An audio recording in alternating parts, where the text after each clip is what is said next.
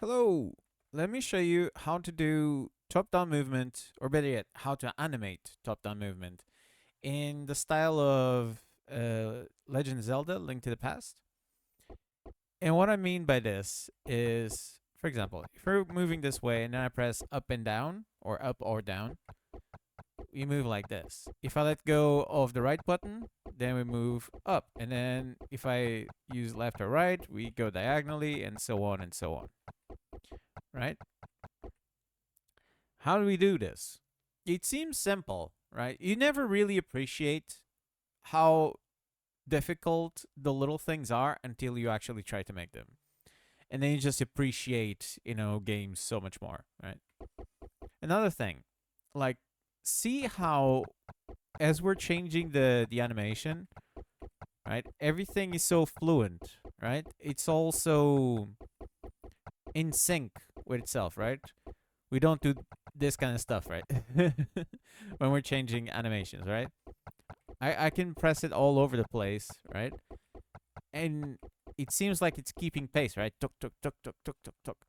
And that's because all the animations are synchronized. Like, this was the kind of stuff that I actually booted up Legend of Zelda. And I was looking at it. I was walking around with Link. I was like, that's so nice. It's so, everything's so well synchronized. How do I do this, right? And it turns out now that I've seen the light, it's kind of easy. But before it was just like, how do I do this? It's just animation. So why is animation so tough? Right? So how does this whole thing work? Also, if none of this makes sense, I've made a post on the forums. I'm gonna check the description for the link to the forums where the entire guide is written down with screenshots of the event, so it's probably a lot easier for people to follow, right? So if none of this makes sense, if I don't explain myself properly, just check the description. So let's get to the events. So how do we do this kind of stuff? Well, we use states, right? We use this sort of state machine. Essentially, let me show you visually first. Essentially, what's happening is this. Right now, it has a variable called idle, right? So every time it's idle, every time there's no button being pressed, he will go into idle mode, right? So he gets this variable called idle. That's why it becomes idle. When I press right, for example, he gets a variable called right, or his variable changes to right. And for as long as I'm holding down the button, no other button can be pressed. Like, I can press it and change the movement, like change where he's going, but the animations itself, like I can press all the buttons and do weird stuff, but the animation does not change. Until I let go of that button, he's stuck in that state. Now, here's another thing that might just blow your mind, right? This can be like your Matrix moment. Movement and animations are two different things. Don't try to pack them all in one event. For example, but like when I press right, it moves right and changes the animation. Don't do that. Separate the two. Do one section for animations, one section for the movement. That'll be so much easier. That's how this whole thing works, right? Because if I'm pressing right and then nothing else happening, in terms of animation, nothing else is happening. If I press up, nothing of the animation is changed. The animation section is staying the same. The movement, on the other hand, that one is changing, obviously, right? So that's what's happening. So every time we press a button, we get stuck in a state for as long as we keep that button pressed.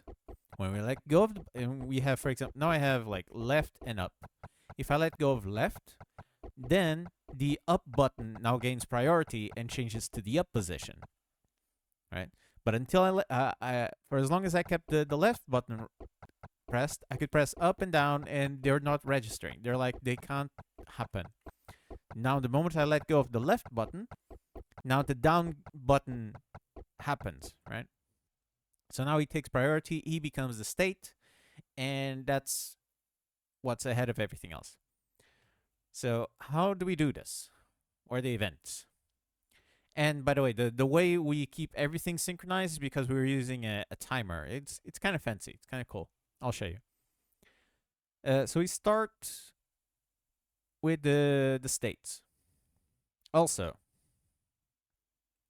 I might as well just show you this real quick. On our character, our idle animations, they can be looped.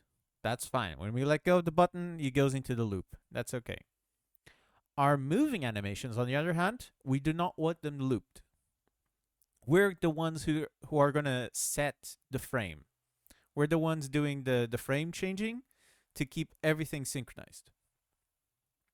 If your animation's looped, it kind of like, I suppose it kind of works just the same, but it's nicer this way.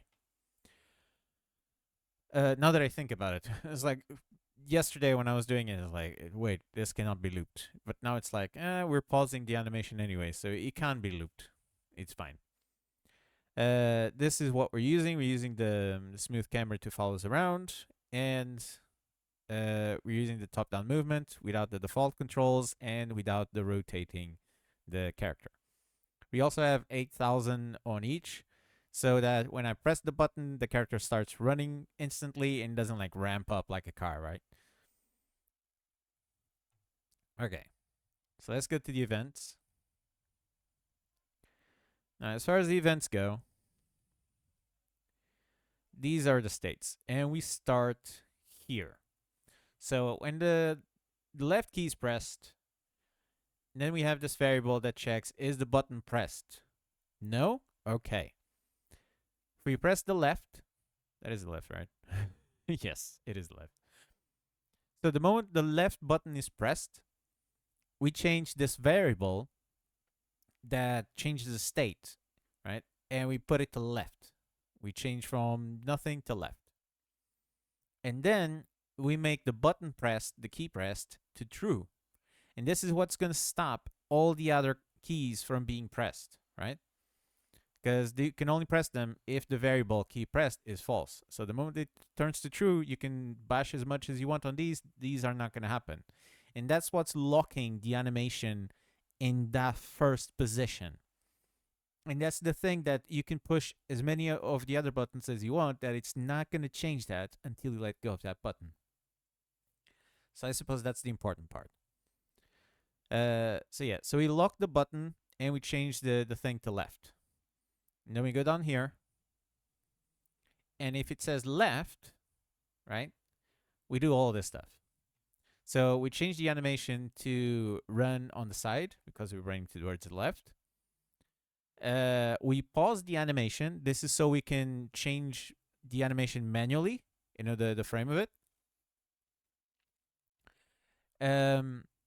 Then we change the animation to a specific frame, which is this variable I'm going to show you in a second. But this is an object variable that we're going to use to set the frame. And then the normal, like, if we're going towards the left, we flip the character. If we're going towards the right, we don't flip the character, right? Down here, I don't think we need any of this stuff. This is just for idle stuff. If we let go of the button, where is it? If it's left, right, there we go. If the left key is released and the state equals left, then we set the boolean, the key pressed, to false, right? So this is the thing that was locking down the state and keeping all the other buttons from working. Now, the moment we release the button, then all the other keys that we have pressed down, they can take priority, right? And then that goes in order of the event. So that's how it's working. And then we have this thing here, right? If no key is being pressed, then we change the state to idle. And if the state is idle, then we're going to check which way we're facing. Like, are we run to the side flipped, run to the side not flipped? Are we running up or running down? We don't even check if it's flipped or not because we already done that thing, that part up there. So are we facing towards the side? If we are, then we change to idle on the side. If we're facing up, then we change to idle up. If we're facing down, we change idle down. Right? And that's how the idle bit works. Now, as for the synchronizing the things, this is kind of cool. Times in frames. There we go. Timers in frames. So when we press a button at the same time, right? So we press. This is what I mean by separating it, right? We have one section for the animations, we have one section for the timers, and one section for the movement, all with the same button, right? So on this section, when we press the left button first, and the timer does not exist, we make a variable to check if a timer exists or not. Then we create the timer run frame, right? And then we set this object variable that says, this timer exists, like run timer exists, and we set it to true, right? So that none of all these ones can happen. Again, see the parallel with the other section? So every time we press a button, we lock down that button. In this case, it's with this boolean that says, if it doesn't exist, then now it exists. And for as long as this thing exists, none of this stuff can happen, right? So we create the timer. And then when the timer reaches 0.1 seconds, and this is how fast your animation changes between frames, then we reset the timer and we change this variable that I call run frame, and we add 1. So it starts at 0 because it's not been declared. So if something's not declared, it always starts at the default value. There we go. Stuttering. Going porky pig. So the default, when you put like, I want a number variable, right? The default is 0. And that's the default. So it goes from 0 to 1 because we add 1. So yeah, every 0.1 seconds, it's adding 1. So it's going 1, 2, 3, 4, 1, 2, 3, 4, 1, 2, 3, 4. Because I'm resetting it. I'll show you in a sec. But then down here, we check the frame. So if run frame equals 0, then we change the frame of Rogue, which is our character, to 0. And remember, frames start at number 0. So if you have 4 frames, it's 0, 1, 2, and 3, right?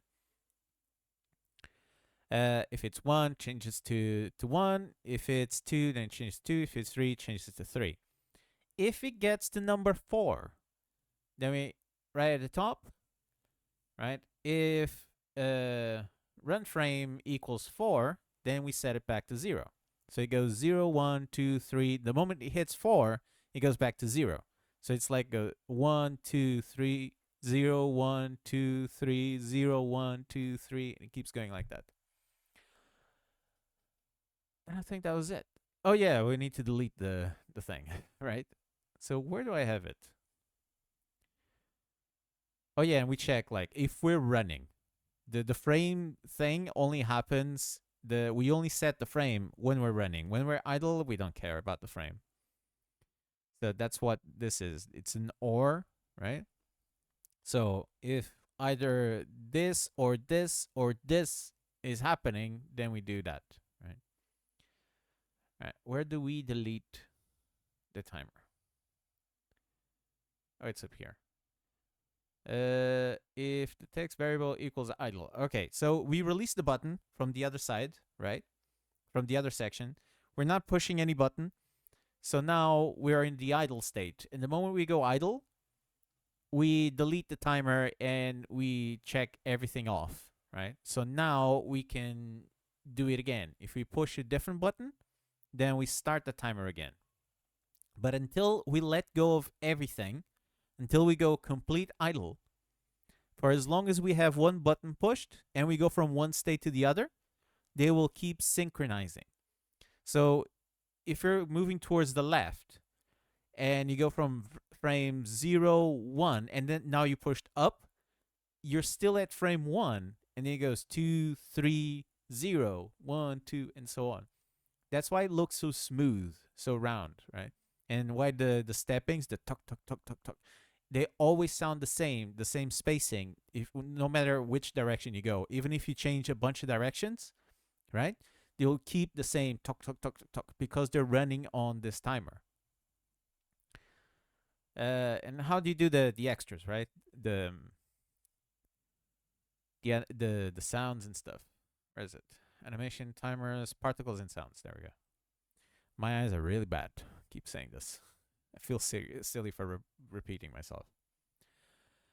So yeah, so this is what I've shown like a million times how I do the sounds. So I check the frame, right? If it's frame number 0, if we're on the run to the side and the frame equals 0, and this boolean is false, then we do the sounds, we do the puff of smoke, we do everything, and we set the thing to true. So how do we change this back to false? It's up here. So frames 0 and 2 do the sound, right? The tuk, tuk, tuk, tuk. Frames 1 and 3 release it. They reset it so that you can do the sound and the puff of smoke again. So this way, you're in complete control of what happens when it happens, right? Let me zoom out. This is all the same stuff. It's just for different animations. And down here, this is like the puff of smoke, like the little smoke things. This is just the Z order. So that means if I'm lower on the screen than the puff of smoke will be behind the character. If I'm above on the screen and the puff of smoke is below, then the puff of smoke will be in front of the character. All right. And this is how we do it. This is how we do. Stop that. And that was it. I mean, I can show you like the dash and stuff. Where is the dash? I mean, Legend of Zelda doesn't have a dash, but you can have a dash. Right now, it's only in 4 directions, but you can modify this. Like if you have left and up press, then you apply the force at an angle of, I don't know, 45 degrees or something like that. You can modify it that way. I'm still thinking about the dash situation. And that was it. Oh, and I'm doing the movement here, right? I don't have the default controls because I like them here. Because I'm checking for attacking, right? So if I'm attacking and I press left, he's not moving. When I let go of the attack, off he goes. The reason why it looks kind of weird right now, it's because I don't have an actual attack animation, and I haven't added that in to the moving part. So right now he's stuck in moving thing, right? So the moment I make an attack animation, it'll look better. But yeah, this is how you do the, like, you have to try really hard to make it like sound weird. Like I can make it like that because I'm tapping it like real quick and I'm going between the two. So I have to be a real jerk to the game to make it sound a bit strange. But I can even get rid of that. I can get rid of this. I can be a jerk to the player and go, no, you don't do silly sounds. And all we have to do is this. I think it's here on the timers. I think it's this one. Yeah, running frame. I think it's this one. Let me try it. If it doesn't work, it doesn't work. I don't want to delete it. So I just want to put it to the side. I'm gonna put it to the side. I'm gonna disable it. I think if we don't reset it.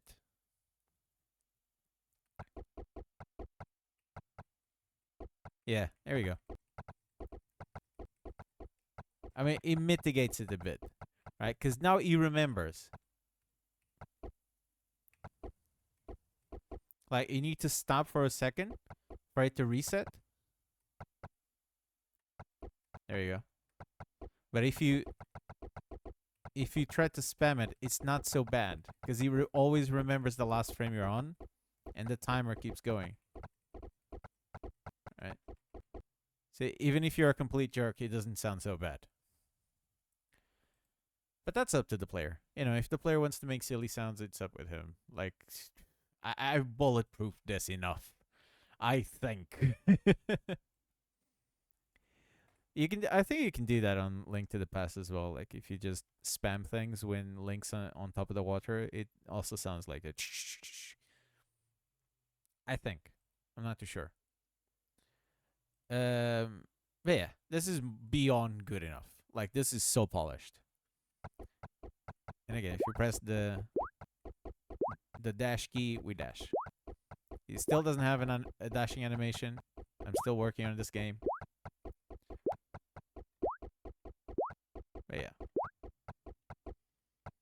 Yeah, I thought this was gonna be way easier to make. And then I started like messing with it. It was like, no, this is what?